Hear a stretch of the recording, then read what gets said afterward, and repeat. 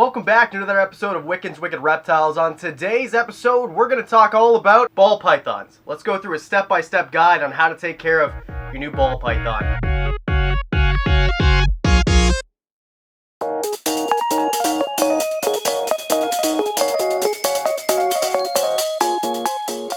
Ball pythons are a crepuscular species of medium to heavy-bodied snake from western sub-Saharan Africa. They're from a very hot place.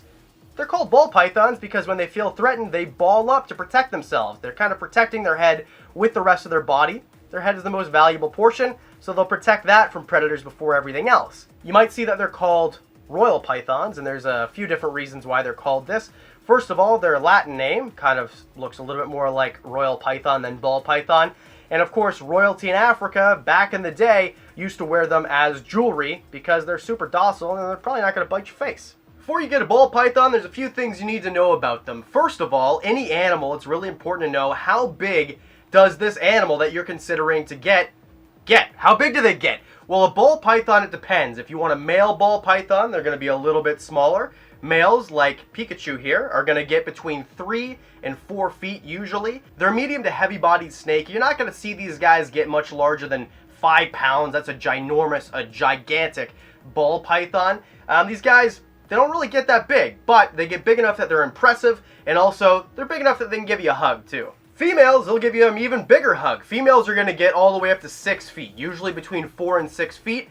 Medusa here you're going to see, she's a little bit larger than Pikachu. She's kind of an average size female. She's almost 5 feet. She's produced some eggs before. This is a really good example of what a full-grown female ball python looks like.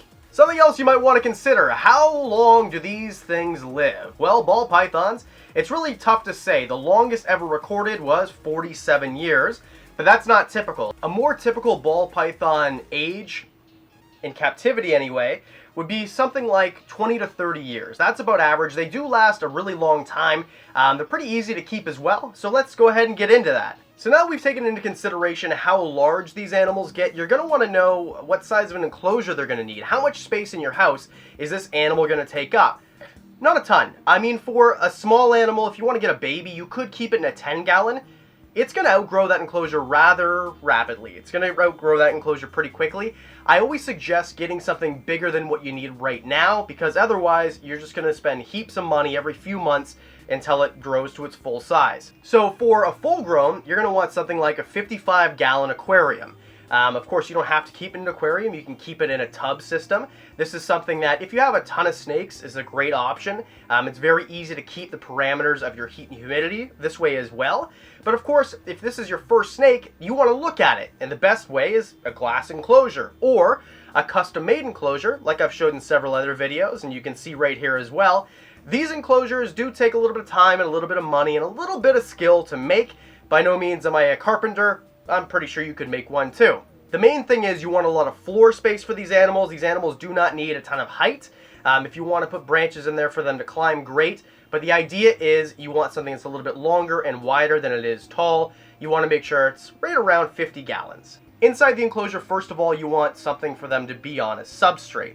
And for this, there's several different options. If you want to go really simple in a tub system or something like that, newspaper and paper towel. I don't suggest these, even though they're really easy to swap out. They don't hold humidity very well. That's something that's important we're going to get to in a moment. And also, they don't look that good. So this probably isn't the best option for you. What I like to use a lot of the times is a coconut core. And the reason I like to use this is it's not super dusty. It holds humidity quite well. And of course, you can scoop the poop out rather than changing out the entire substrate like you would with a newspaper or a paper towel. And although it's a little bit more expensive up front than paper towel or newspaper, you're not going to have to change it quite as often. Other options are things like aspen. I like to use aspen. It's a little bit dry for a ball python in my opinion. But I think this is a good option because it's not dusty, it smells pretty good, and of course you can just scoop out the poops really easily. Just make sure it doesn't get too humid because then you're going to get mold, and that's no fun at all. That's disgusting. Another thing you're going to want to think about is hiding spaces. Hides for your animal, caves or overturned flower pots, something like that, logs, whatever. You want one on the hot side and one on the cool side so they can thermoregulate and they feel safe if they want to be warm or if they want to be cool.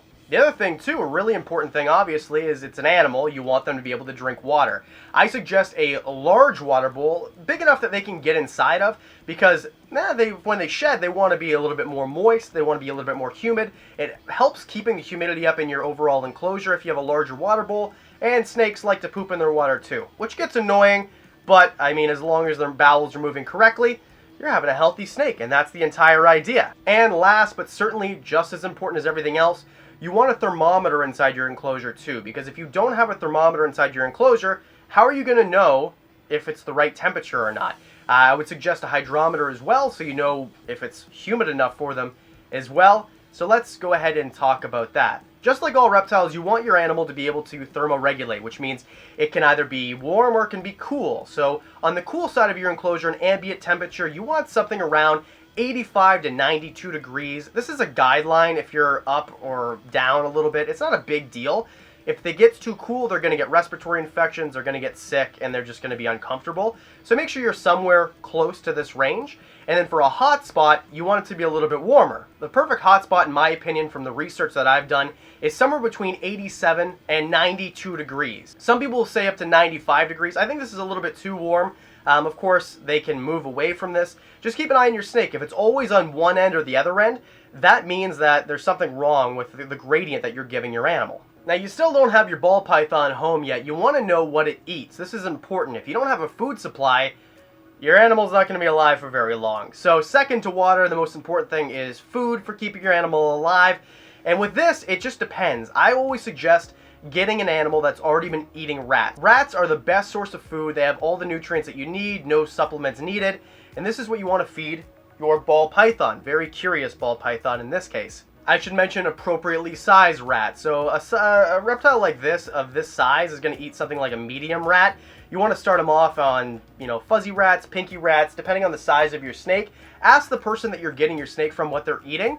I would always suggest that you get a ball python that's already feeding on rats. If you get one that's feeding on mice, sometimes it's tough to get them to switch over onto rats. They do smell a little bit different. If you're having some problems getting your reptile to eat once you bring it home, well, there's a reptile video right here. And this is discussing how to get your snake to eat. The one thing I forgot in this video that really works well for ball pythons is just to warm up the rat a little bit. These guys do have heat pits in their face, which allows them to sense heat, and it makes them a little bit easier to find their food. Now you're ready. You know exactly how to keep your animal safe and happy and healthy. You know what you want to keep them in. You know how big they're going to get. So where do you get one? Well, they're very available. They're really easy to find. They're not that expensive either. Reptile expos, I think, are the best way to get your reptile. If you know a guy, if you have a reputable breeder or reputable reptile shop in your area, that's awesome as well. There's a few things you want to check for before you bring it home, though, just to make sure that you're bringing home a healthy specimen. The first thing, and maybe the most obvious thing, is make sure it's a good weight. If your snake isn't a good weight, it might have problems feeding, and especially if you're new to snakes, ball pythons are finicky as it is, but if you get one that's already not eating, you're going to have a really tough time, and it's going to be really stressful for you because you brought this snake home. One of the fun things about having a snake of this size is that you get to watch it eat. Make sure it's of good size, make sure it's eating well, and of course ask the right questions. The other thing, look at its head. Make sure, first of all, that there's no bubbling around the mouth. This means that it could have a respiratory infection, other illnesses. Make sure that its mouth is clear of any bubbles or moisture. Make sure also that its eyes are clear. You want to make sure that its eyes are clear, and of course the entire body, including the eyes and the head, is free of stuck shed. Make sure that it's hydrated. If it feels very wrinkly or it looks just off, even if you're not trained, you'll know if your snake looks dehydrated. Because ball pythons need a higher humidity level, this is a lot more common than with other snakes, that they sometimes are dehydrated. And while you're at the reptile shop or expo or whatever, make sure that you ask some questions. What is this ball python eating? How often is it eating? Has it ever had problems eating? Has it ever had problems with stuck sheds? Is its bowel movements correct? You want to make sure that it's having really good poops. If it's not, then of course there might be a problem on the inside of the snake as well. And when you bring it home, watch for these things. Make sure that it's eating, make sure it's drinking, it's acting pretty normal. You're doing your research, so you'll know a little bit what a ball python should be acting like. And of course, check the poops. If there's something funky going on there, you know that there's a problem with your animal. And I think that brings us to the end of the video. Like I was saying before, once your ball python feels like it's getting a little bit skittish, a little bit more squirmy, It's time to put them back, and Pikachu here is ready to go home. So thank you very much for watching. If there's something that I missed, put it in the comment section below. What should I talk about next week? I love hearing from you guys. Thank you very much. We finally hit 250 subscribers. I couldn't have done it without you. Thank you so much for the support. We do new videos every Monday, every Thursday, which means I'll see you on Thursday.